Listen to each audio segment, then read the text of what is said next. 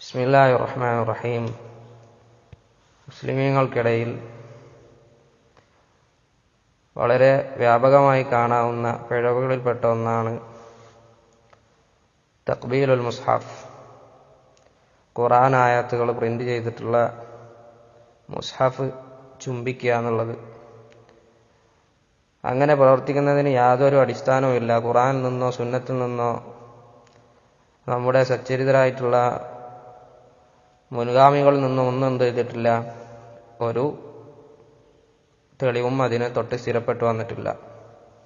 അൽ-അല്ലാമ അൽ-ഉസൈമി റഹിമഹുല്ലാഹ് അദ്ദേഹം പറയുകയാണ്, വസ്സഹീഹു അന്നഹു ബിദ്അഹ് വഅന്നഹു യുൻഹാ അൻ ദാലിക്. ശരിയെന്നത് അത് ബിദ്അത്താണെന്നും അതിനെ തൊട്ട് വിലക്കപ്പെടണമെന്നും ആണ്. ലിഅന്ന തഖ്ബീല ബിഗൈരി മാ വറദ ബിഹി നസ് അലാ വജ്ഹി തഅബ്ബുദി ബിഹി ബിദ്അ. കാരണം സ്ഥിരപ്പെട്ട് വരാത്ത ഒരു കാര്യം കൊണ്ട്, അതുകൊണ്ട് അള്ളാഹുവിനെ ആരാധിക്കുന്ന രീതിയിലായിട്ട് ചെയ്യുക എന്നുള്ളത്, അങ്ങനെ ചുംബിക്കുക എന്നുള്ളത് അതെന്താണ്?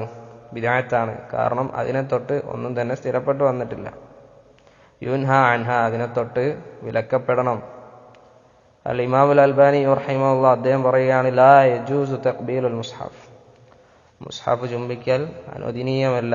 ഫതഅദീമു കലാമില്ലാഹി ബിത്തിബാഇഹി. അള്ളാഹുവിൻ്റെ സംസാരത്തിനെ മഹത്വപ്പെടുത്തേണ്ടത് അതെങ്ങനെയാണ്? ബിത്തിബാഇഹി, ആ അള്ളാഹുവിൻ്റെ സംസാരത്തിലുള്ള, അള്ളാഹുവിൻ്റെ ആയത്തുകളിലുള്ള കാര്യങ്ങൾ അത് പിന്തുടർന്നിട്ടാണ്. വലൈസ ബിതഖ്ബീരി ഔറാഖിഹി വബിസുഖ്റുഫതി ഔ ബിസഖ്റഫതി സഫഹാതിഹി. അല്ലാതെ അതിൻ്റെ പേജുകൾ, അതായത് മുസ്ഹഫിൻ്റെ പേജുകൾ ചുംബിച്ചുകൊണ്ടോ അല്ലെങ്കിൽ അതിൻ്റെ പേജുകൾ ഡെക്കറേറ്റ് ചെയ്തുകൊണ്ടോ അല്ല എന്ത് ചെയ്യേണ്ടത്, അള്ളാഹുവിൻ്റെ സംസാരത്തിനെ, അതായത് ഖുർആനെ മഹത്വപ്പെടുത്തേണ്ടത്.